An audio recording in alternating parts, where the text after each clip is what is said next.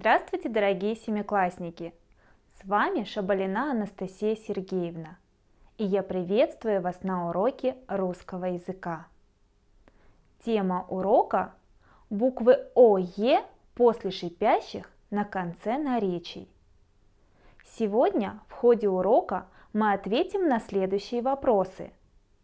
Когда в наречиях после шипящих нужно писать ОЕ? Чем славится город Кызылкия? Почему говорят «беречь как зеницу ока» и что значит «неуклюжий»? А начнем мы наш урок с диктанта. Как же урок русского языка и без диктанта? Но это не простой диктант. Мы будем писать выборочный диктант. Сначала разделите свою тетрадь на 3 колонки, так, как показано на слайде. Озаглавьте колонки. Первая колонка – ОЕ в корне. Вторая колонка – ОЕ в суффиксах. Третья колонка – ОЕ в окончаниях. Я буду читать словосочетания, а вам нужно выбрать слово с данной орфограммой и поместить в нужную колонку. Приступим. Тихий шорох, плюшевый медвежонок, жесткий диван, играть с малышом, за большой тучей, пушистый снежок, ситцевое платье, мелкая речонка, махать полотенцем, желтым листом.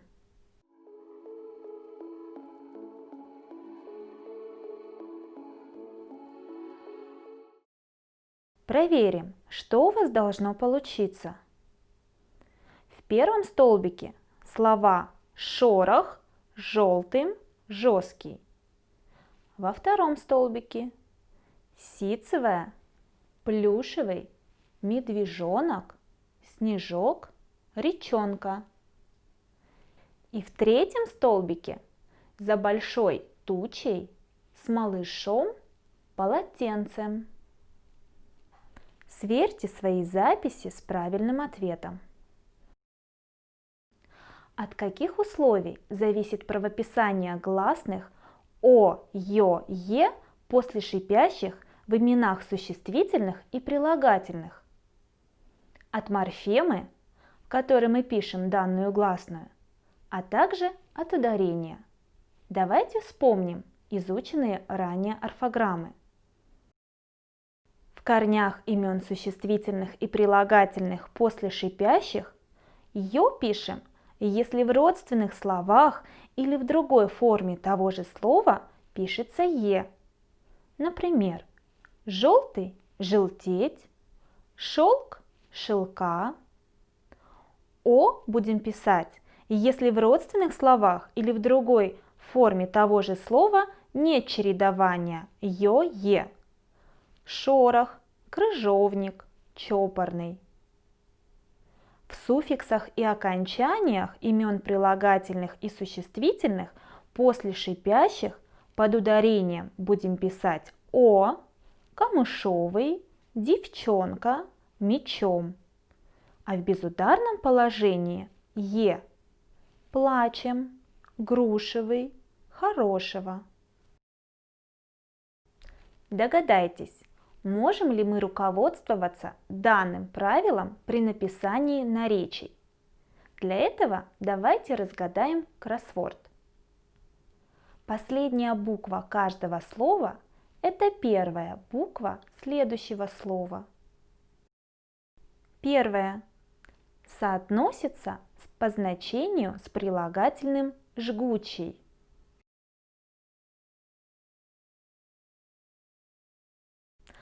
Слово из предложения. Он был похож на привидение. Лицо бледное, глаза горят, ус торчком, волосы.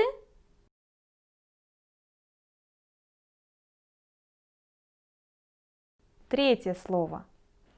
Форма сравнительной степени слова «мало».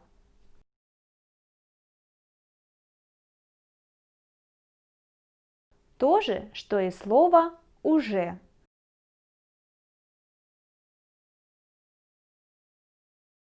Запишите слова, поставьте ударение в них. Обратите внимание на правописание орфограммы ОЕ после шипящих. Что заметили? Сформулируем правило.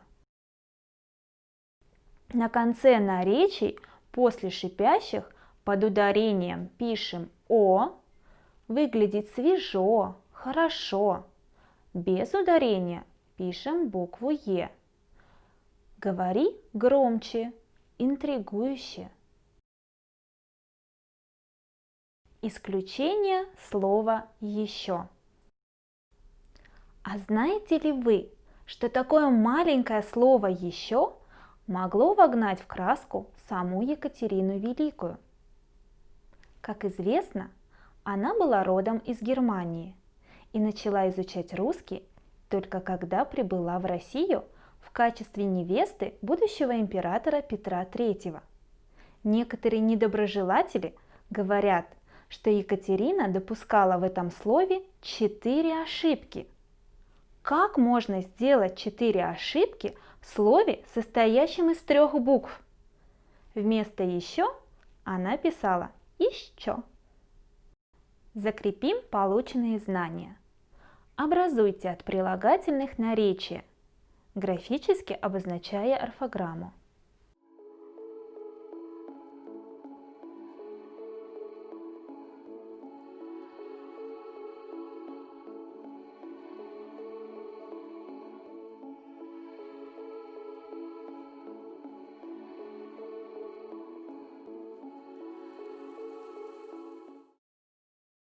Защищать горячо.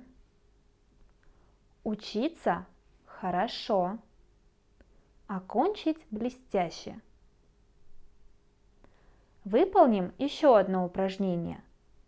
Замените в предложениях подчеркнутые слова синонимами, наречиями с гласными ОЕ после шипящих на конце. Можно опираться на слова для справок. Мы взялись за дело усердно.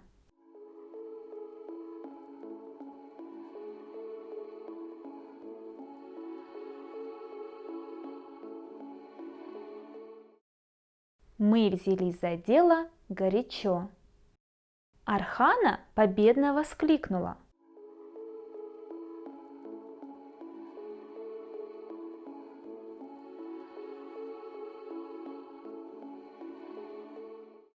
Архана торжествующе воскликнула. Данияр говорил напевно.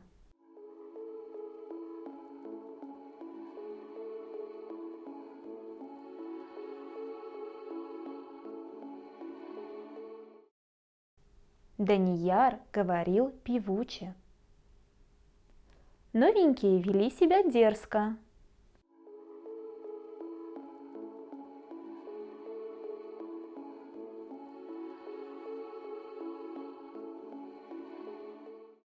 Новенькие вели себя вызывающе. По льду ребятишки двигались неловко.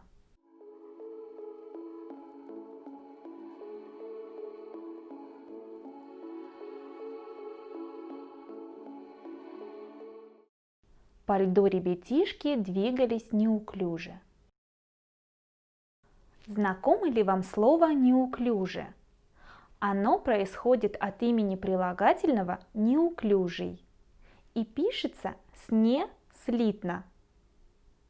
В традиционной рубрике «Слово дня» мы познакомимся с его значением. В толковом словаре мы найдем 4 значения. Неуклюжий, лишенный стройности, нескладный. Например, неуклюжая фигура. Неловкий в движениях, неповоротливый, лишенный легкости и изящества. Например, боец он сильный, но неуклюжий. Грубо и нескладно сделанный. Неуклюжий диван. 4 значение. неумело, нескладно составленный, выраженный. Например, неуклюжая фраза. Синонимы – безобразный, грубый, некрасивый, неловкий. Само слово происходит от древнего корня «клють», означавшего порядок, красу. Отсюда древнее слово «клюжий» или «уклюжий», то есть красивый, статный. А неуклюжий – это неловкий, неизящный. У некоторых писателей можно наткнуться на слово «уклюжий», ладный, складный. Сами собой приходят ладные, уклюжие слова. Куприн. В современном русском языке мы используем только слово «неуклюжий». Добрую сказку помню я с детства. Горы, поля окружали меня. Добрые люди живут по соседству. Город родной мой, Кызыл-Кия. Познакомимся с одним интересным малым городом нашей страны. Я еще не бывала в этом городе, но надеюсь, когда-то у меня будет возможность побывать там и насладиться гостеприимством его жителей, о котором говорится в тексте. Прочитаем отрывок из воспоминаний Дарьи Суходоловой, руководителя цифрового агентства «Намба Медиа». Город моего счастливого детства. Слушая текст, найдите ответ на вопрос, почему автор указала связь между счастливым детством и городом. Город моего счастливого детства. Я родилась на юге Кыргызстана, в маленьком городке Кызыл-Кие, что в 2 часах езды от Аша и в получасе от узбекской границы. Кызыл-Кия в переводе означает «красная тропинка, ведущая вверх». Недавно городу исполнилось 117 лет. Люди здесь славные, доброжелательные. Помню, что продавщицы на рынке называли меня Кызым. Кызыл-Кия – многонациональный город. Помимо кыргызов, много узбеков, таджиков, татар, русских, турок. Наш класс был очень дружный. Многие из нас говорили сразу на нескольких языках. Праздник Наурус так вообще праздновали всей улицей. А я еще очень люблю узбекскую и таджикскую кухни. Особенно маленькие слоеные самсы и маленькие манты, которые посыпались укропом и подавались на лепешки. Скучаю по ним. Почему Дарья была счастлива в городе, где провела свое детство? Наверное, вы сразу отметили, что в этом городе, по мнению Дарьи, живут славные доброжелательные люди. Именно гостеприимство, внимание, доброта окружающих, разнообразие традиций наполняет девушку теплыми воспоминаниями. Что еще всплывает в памяти руководителя цифрового агентства? На что она обращает наше внимание? В свободное время прочитайте текст самостоятельно, а мы поработаем над словами, которые требуют особого внимания. Проведем орфографическую минутку. Какие буквы необходимо выбрать в скобках и вставить на месте пропусков?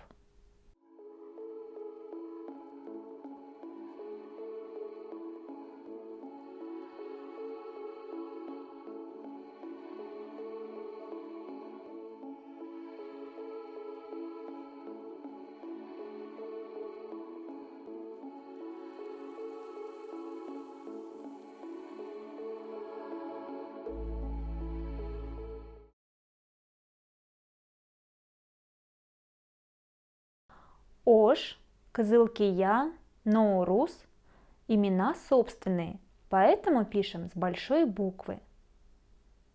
Многонациональный, доброжелательный.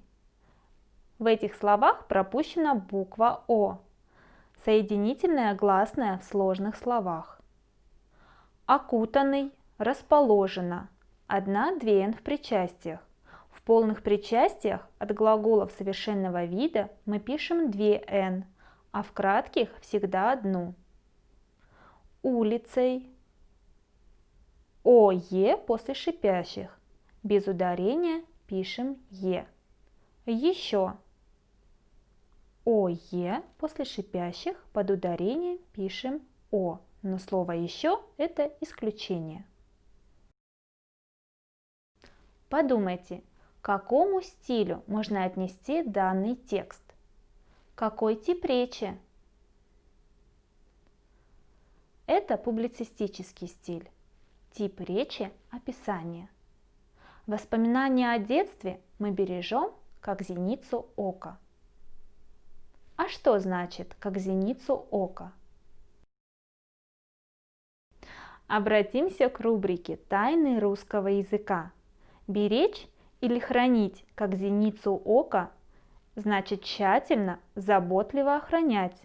Иными словами, фразеологизм «беречь как зеницу ока» можно перевести так: беречь как зрачок глаза. Испокон веков зрению придавалось огромное значение, поскольку считалось, что в глазах отражается душа человека. А теперь проверим, насколько зоркие ваши очи. Поиграем в игру «Третий лишний».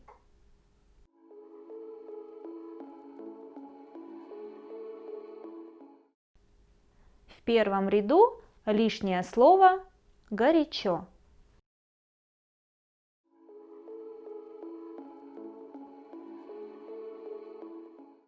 Во втором ряду лишнее слово «голышом».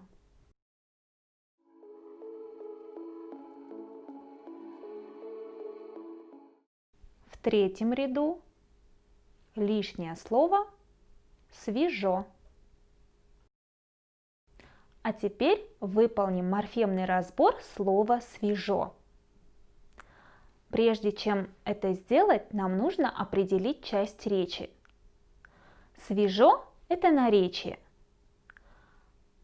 Вначале мы выделяем окончание, но так как это наречие – неизменяемая часть речи, у слова «свежо» окончания нет, поэтому выделяем основу. Основа – все слово «свежо». Подбираем однокоренные слова: свежий, свежесть, корень свеж. Оставшаяся морфема, стоящая после корня, это суффикс. Подведем итоги урока. Сегодня мы научились правописанию ОЕ после шипящих на конце наречий. Узнали, чем славится город Кызылкия. Установили происхождение слова «неуклюжий» и значение фразеологизма «беречь как зеницу ока». Запишите домашнее задание. Параграф 41, упражнение 227, в котором вам необходимо подобрать глаголом наречия с изученной орфограммой. Или придумайте 5 словосочетаний с наречиями на ОЕ, с которыми мы поработали на телеуроке. Ничто так не развивает ум, как путешествие. Открывайте для себя новые города. Это дает возможность смотреть на мир по-другому. Спасибо за урок. Всего доброго. До свидания.